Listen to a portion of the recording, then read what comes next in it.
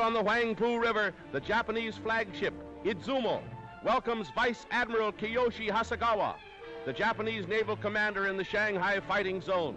With the Japanese foothold west and northwest of Shanghai made secure, danger to the Izumo is not so great. And so invading armada, Hankow bound. There is no let-up in the relentless... Yet despite merciless flagship for a time, bombing, ceaseless air raids, a symphony of destruction that shatters every river town in sight, Nipponese progress is slow. They can only advance to the tune of blasting broadsides.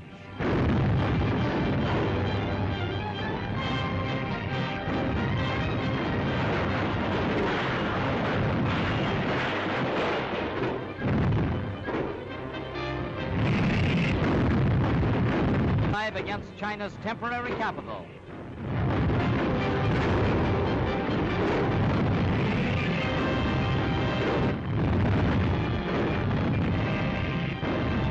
To force the Chinese to retreat or be cut off. Landing parties swarm ashore for a flank attack. The invaders occupy Lion Hill, scene of a desperate Chinese stand. The vital Lunghai Railroad. To open usual scenes filmed under fire, show the hurls a million men into battle. Tanks and guns, the Soviet answer to Japan. By the thousands, new Japanese reinforcements pour into the Tachang salient to cut off the Chinese in Shapei and Chenju.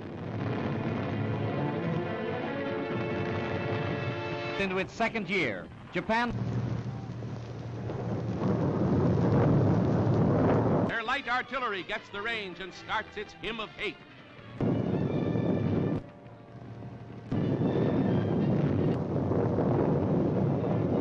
In the struggle she has yet to win, from which few return. General Sun Shai-sun. This time the Japanese power drive is past hope. The Chinese troops dig in to sell their lives dearly at bail point or in savage suicide. For the moment, but the tension remains and may again loose the fury of war on the far eastern front.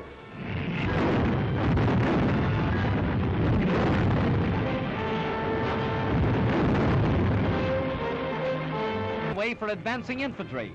These unusual... Suchow is aflame, blazing target for the invaders' guns.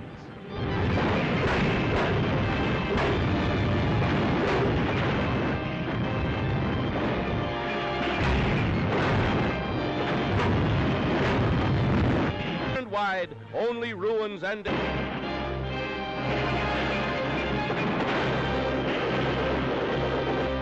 Chinese defenders. And another daring but this has stuck touched by Japanese shells and the inner native city is put in an assault.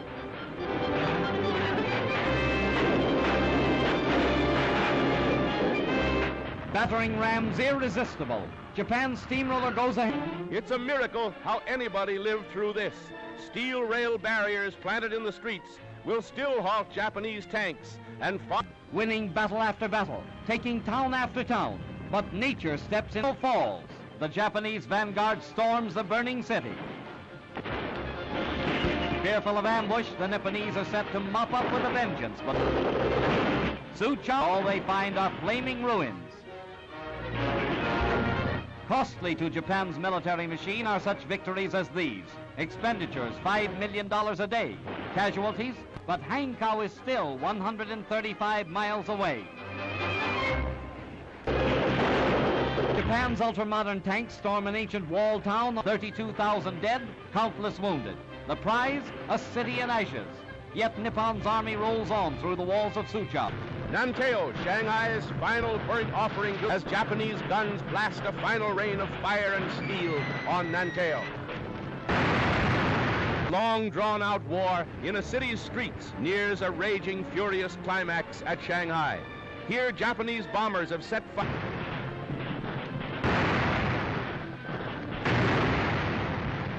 to a great Chinese flour mill, right opposite the defense lines held by the United States Marines.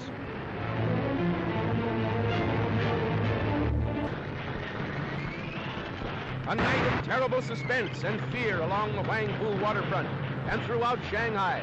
As China's army retires to new positions, determined to fight to the end against the invader, now shouting, Banzai!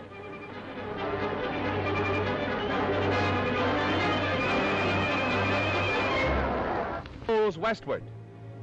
But it has left path of China's 3-month struggle to keep the Japanese from their once revolting picture of ruin and wreckage, or entire sections knocked flat, a waste where once was teeming life, and the Golgotha of China's new freedom. The Japanese army, despite strong protests by foreign representatives, stages a victory parade. The entire Japanese population, from Hangzhou and other sections, waves a wild welcome to the troops who drove the Chinese forces from Shanghai. But the Nipponese army isn't forgetting that bomb on Chinese along the route. Its banks engulfs 2,000 villages and halts the Nipponese by forming an impassable inland sea. China's sorrow becomes Japan's sorrow as the river pours through broken dikes, sparing neither friend nor foe. Both sides stop fighting for the moment to battle the menace of this common enemy.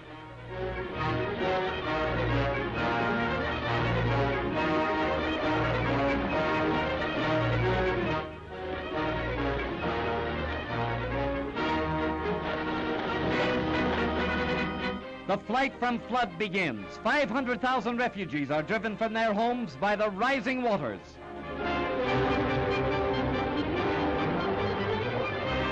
Heartrending is the rescue of a lone survivor whose family has been swept away by the swirling current.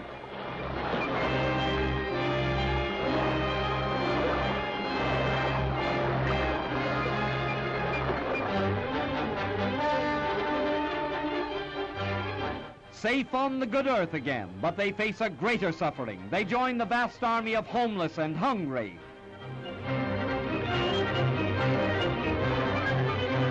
Famine stalks in the wake of flood, the age-old tragedy of ancient China.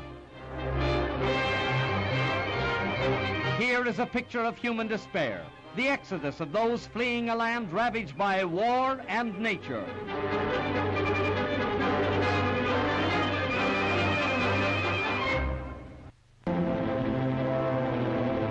Day after day, the fury of war sends new hordes from corner to corner. The battle lines have swung far from beaten and broken Nantes, seeking safety. War, amid the constant rain of steel, in the momentary chance lulls in the hail of death, the war-shocked population salvages the pitiful remnants of its shattered homes.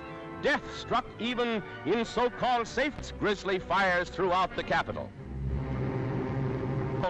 where 300,000 people huddled in fear. That man carries the body even to human wrecks. As their dwellings and possessions go up in smoke behind them, an amazing scene of the misery that modern war brings to mankind.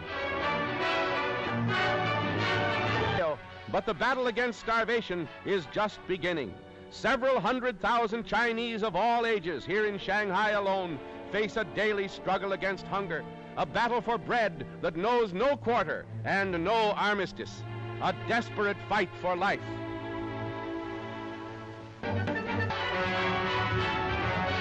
Storm the French concession by the thousand. Feeding this vast army of misery is a task that staggers Shanghai. Too young to know of war, but not too young to suffer. Saved from starvation now by the kind ministrations of the Jesuit seminary in Nanking, Shanghai's ancient Chinese quarter.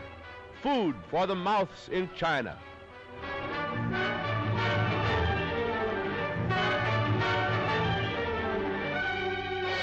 Typical scenes today in war-torn China, but in many places there are no ministering sisters. In many places there is no food.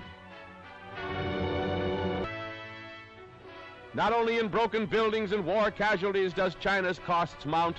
Refugees by the hundreds of thousands and war waifs crowd Shanghai. These tots, countless numbers of them, inflamed by the daily air, come trained soldiers and fight against the Japanese.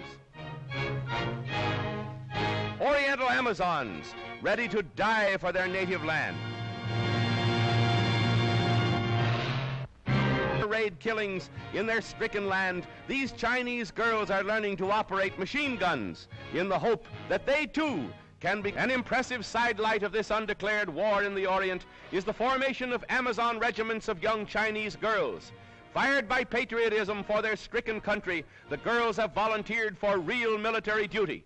They are rapidly learning the art of war and are crack shots with a rifle. If they ever get into real front-line action, they'll give a good account of themselves.